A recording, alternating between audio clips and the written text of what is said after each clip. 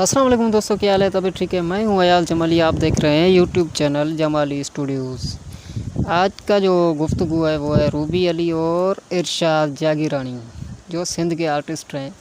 और इरशाद जागीरानी तो एक अच्छे शायर भी हैं, लेकिन रूबी अली और इरशाद जागीरानी का कई सालों से ताल्लुक़ चलता रहा। ये वीडियो वगैरह आते रहे, सॉन्ग भी बनाते रहे साथ में, लेकिन पता नहीं कल से क्या हुआ है कि बस क्या बताऊँ आपको। सोशल मीडिया पे झकड़ पकड़ लगी पड़ी है। कोई कौन सा अपलोड कर रहा है वीडियो, कोई कौन सा कर रहा है, पता नहीं क्या हुआ इन दोनों में, कौन सा झगड़ा हुआ है।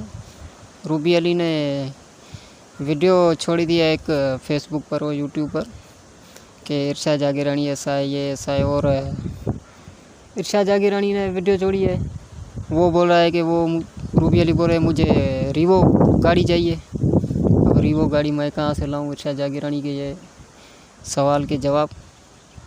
तो दोस्तों, अगर किसी को पता है मुकम्मल वीडियो का या मुकम्मल कोई तफसील किसी को पता है तो ज़रूर भेजें। Thank you so much.